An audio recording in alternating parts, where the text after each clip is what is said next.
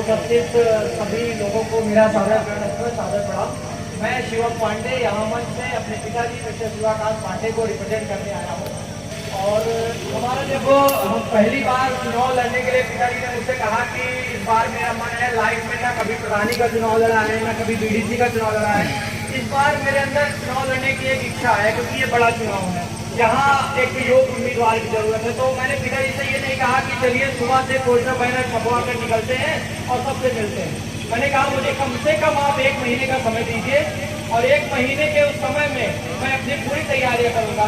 मैं आपको यहाँ बताना चाहता हूँ कि 1 महीने के कठिन परिश्रम के बाद रात दिन की मेहनत और काफी लोगों से बात करके, चाहे वो हमारे बड़े लेवल के IAS अधिकारी हों, चाहे मेरे जितने भी मित्र थे जिन्होंने चुनावी कैंपेन देखा हुआ है, उनसे बात करके हमने 1 महीने ऑन पेपर रात दिन रणनीति बनाई और रणनीति ऐसी बनाई कि चुनाव से लेकर मैदान प्रचार से लेकर जीतने के बाद हमें क्या कार्य करना है, यहाँ तक की रणनीति हमने बनाई। जिस विजन को लेकर यहाँ मैदान में उतरे हैं उसका सबसे मेन आधार है एजुकेशन। विकास की पहली सीढ़ी एजुकेशन होती है। बच्चियां, हमारी बहन बेटियां, आपके बच्चे बच्चियां अच्छी पढ़ाई प्राप्त करेंगे तो आपको विकास के लिए किसी के भी सामने हाथ फैलाने की कभी भी जरूरत ही नहीं है। और मैं आपसे इस मंच से आप सभी लोग, आप सभी मेरे अपने लोग हैं। पिताजी ने मेरे 1991 से साइकिल से पेपर बांटने की शुरुआत की थी और साइकिल से पेपर बांटते हुए वही काम हम लोगों ने भी किया, लेकिन जमीन से कभी उठे नहीं, हमेशा जमीन से जुड़े रहे, आप लोगों के बीच मौजूद रहे। इसलिए मैं आप सभी गाँव वालों के सामने यहाँ खुले मन से ये दावा करके जाता हूँ कि अगर आप लोगों ने अपना प्यार और आशीर्वाद मुझे दिया तो चेयरमैन बनने के बाद 6 महीने के अंदर डेरवा नगर पंचायत को एक GGIC government girls intermediate college देने का हम काम करेंगे सबसे पहले, जिससे हमारे बहन बेटियों को इंटर तक की मुफ्त शिक्षा मिले, अच्छी शिक्षा मिले। और सिर्फ स्कूल देने का काम नहीं करेंगे, आधार रखने का काम नहीं करेंगे, हम उस शिक्षा में आप सबके सहयोग से बच्चियों को पहुंचाने का, अच्छे शिक्षक लाने का भी प्रयास करेंगे और ये तभी संभव हो पाएगा जब सब मिलकर काम करेंगे। दूसरी सबसे बड़ी समस्या हमारे क्षेत्र की बिजली की है। डेरवा इतना बड़ा क्षेत्र है, क्या डेरवा का खुद का एक पावर हाउस नहीं हो सकता? बिल्कुल हो सकता है और ये तभी हो सकता है जब आपका कोई उम्मीदवार जा करके सीधा चाहे छीन करके आपके लिए पावर हाउस लेकर आए, और अगर वो क्षमता किसी राज्य के अंदर है तो पिताजी के अंदर है।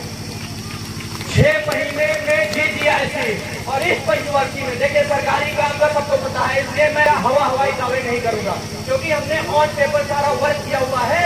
तो मैं ये भी दूसरा वादा करके जाता हूँ कि इस पंचवर्षीय में डेरवा नगर पंचायत का अपना खुद का पावर हाउस होगा।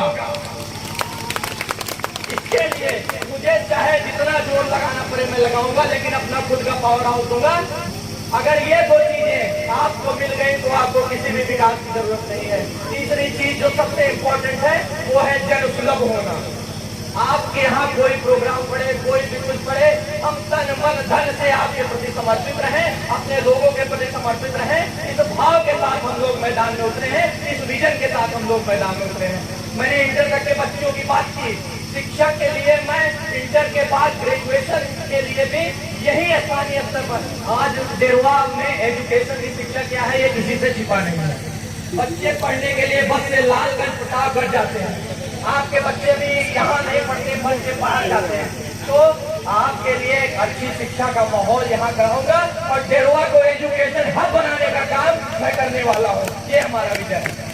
तो भाइयों, हम इस चुनाव में खड़े तो हो गए हैं, बड़ी दृढ़ता के साथ खड़े हो गए हैं, लेकिन चल तभी पाएंगे जब आप लोग हाथ पकड़ के चलाएंगे।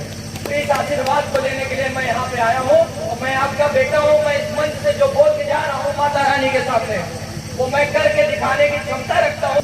तो एक बार अपना प्यार और आशीर्वाद दीजिए ताकि हम इस लड़ाई को अच्छी तरह से जीत सके और आप सभी लोगों के बीच रहे। माता रानी सबका कल्याण करे। बोले जय माता दी।